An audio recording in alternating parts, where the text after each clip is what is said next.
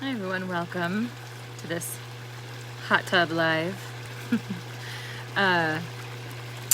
here in Lake Tahoe, and wanted to share a little bit of this life. What is this life?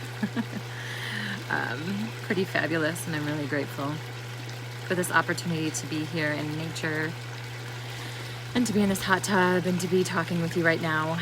And as I got into this hot tub and I relaxed, I just felt into what wanted to show up today, what message wanted to come through. And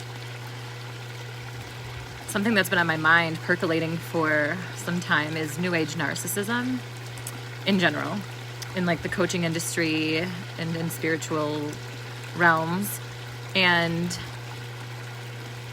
how that shows up in relationships and how we don't realize it. So what is New Age narcissism? So narcissism is self-absorption, right? Like, but to a severe enough degree that you are not aware of your impact on others, or you are that much more important than those you're in relationship with. So New Age narcissism is, there's more about narcissism, but I'm speaking more to like New Age narcissism because I'm not an expert on narcissistic personality disorder.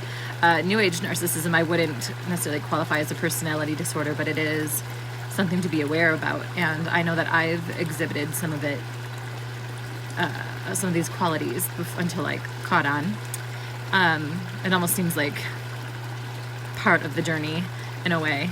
I don't know, but I wonder about that, of the spiritual journey, if it's part of it, if it comes up. So there comes a point when you're doing so much work on yourself in the self-development world and the spiritual path, and you're doing all the shadow work and personal excavation, and you're diving deep in these inquiries about self and releasing where ego is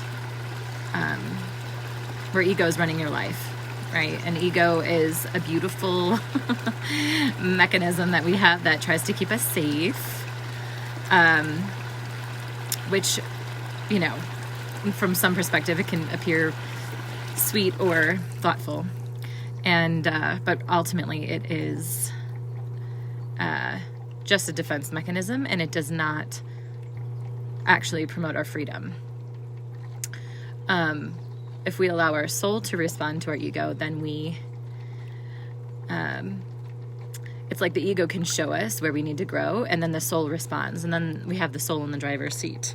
So the ego, if we're paying attention, and we're not seeing out of the eyes of our ego, if we can like witness our ego, then we can actually behave in a way that emancipates ourselves, and we can actually create a life that is in alignment with our truth. And so that's a big topic in and of itself, I think, for another live, another day. But knowing how to connect to what's true for you, because sometimes we think like our reality's perception of the world, we call that truth, and we're mistaken, and it keeps us small, and it keeps us hiding, and it keeps us from actually creating a life we love. Now, that's all like the personal excavation work, right? And that is necessary, in my experience, to grow. And to become more self-centered not in the negative context, but in, centering with yourself, with a self with a capital S, and to be anchored in your truth. Now, the narcissism piece comes on when you become so wrapped up in your individual self-excavation. Some people call it navel gazing, right? Like, where you're just like looking at yourself, staring at your own self, staring at your belly button, staring within, that you miss what impact you actually have on others. And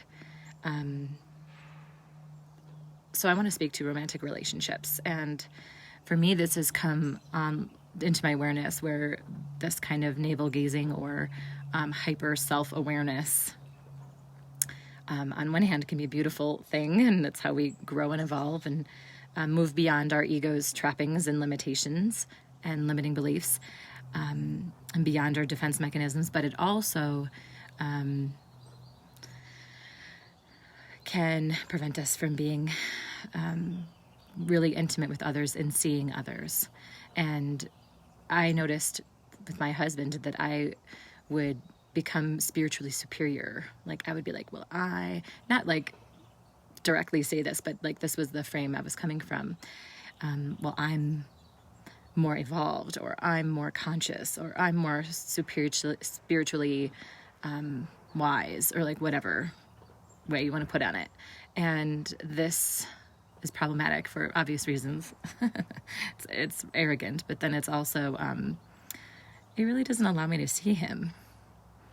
And so this is where New Age narcissism in relationships becomes a problem, because we're so self-absorbed that we can't see other people except through a lens of superiority, spiritual superiority, or personal growth superiority, if you don't particularly subscribe to the spiritual path in your development and you're more of a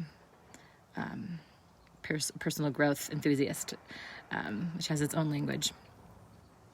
So yeah, I just wanted to share about that today, because it defeats love, like the whole reason we want to grow and we do self-excavation, so we can become more of ourselves, and so that we can love others more, right? So that we can actually see others more, so that we can have space to be with anyone and anything. And when you're spiritually superior, and you're unwittingly operating with that lens, when you're so absorbed on your own spiritual path and awakening and all that, then you miss out on loving and being with the person who's right in front of you, however they are. So yes, I do think it's kind of almost a natural evolution when you're on the personal development path to, be so deep in your own personal excavation work that you start to forget how to be with others and how to be love with others, right? So yeah, in the work that I do with my clients in Lover and the one-on-one coaching that I do with clients, this is one of the things that we look at, because it's common. Usually the clients I work with, one of the partners is personal growth oriented or spiritually oriented, and their partner isn't as much. At least it doesn't look like their path, like they don't read the same books or go to the same workshops or use the same kind of languaging. And the client who's working with me wants to up-level there's two clients that come to me. One is like, I don't even know if I can be with this person because they're not as evolved as me. So like maybe I need to find a more aligned, evolved partner. I'm not saying that's never the case, but there is a little piece of New Age narcissism that you can kind of hear is woven in there. It doesn't always mean that every person you're with is the right person for you. I'm not saying that, but sometimes if we're just like, this person is just not woke or whatever, or they don't know what I'm talking about when I talk about shadow work, or they don't know what I'm talking about when I say let's do some eye gazing and co-regulating with our breath, like stuff that we on the path, we know this jargon, and all that stuff doesn't really matter if you can't be with the person in front of you. It doesn't mean that they're necessarily the person to be with you for the rest of your life, or even, whatever your long-term commitment looks like, but it could be. That's what I've discovered about my relationship with my husband, is that he doesn't need to speak like this. And when I catch myself thinking he needs to speak like this personal development jargon or get what I'm talking about, like, I'm missing it. I'm the one who's not getting it, right? He knows how to love. He knows how to grow. Some people, it's not their path to like run around going to workshops and reading books and doing inquiry, breath work and journaling and all this self-excavation like that. Like they're his way of growth and spiritual connection is valid, and it's alive, and it's just different than mine. That's all. And so that's what I work on with my clients is, can you see where your partner actually is on the path? just looks different than yours. Because so many people freak out, like, oh, my partner isn't woke enough, or they're not evolved enough, and I can't, freaking out, like, I need to be with someone else who, like, will go to these workshops with me of, like, conscious sexuality and, like, da da da da da.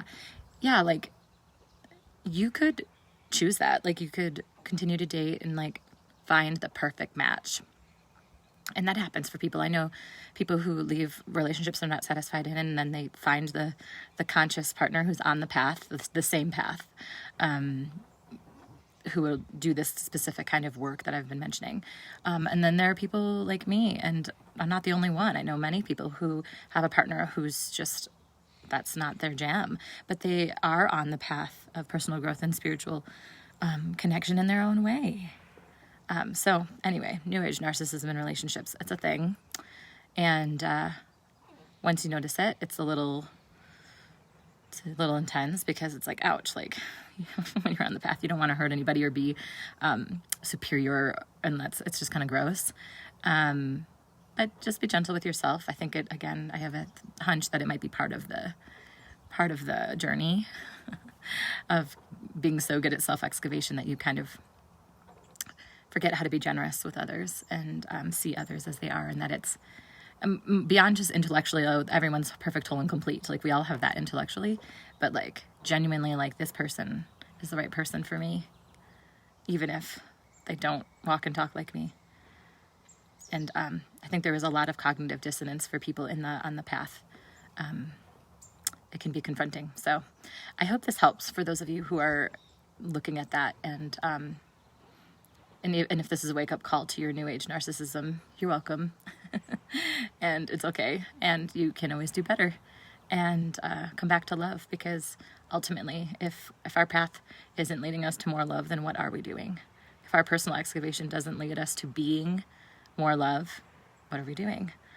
And then, choosing to stay with your partner, if that's the quandary you're in, like, should I stay or should I go? Or if you're like, I am committed to this partner, I just really would like a next level of intimacy or next level of passionate sex. Like, if you just want the next level, and you're not questioning, should you stay or should you go? Like, part of that is going to be noticing where your spiritual superiority, your New Age narcissism comes online, and letting it go, and being with the person right in front of you and loving them as they are, as they're not. And then championing them and championing yourself. And there are ways to do this that I teach my clients, and that's the premise, though. So I hope this was valuable to you, and thanks for joining me in Tahoe for this hot tub transmission. Sending so much love.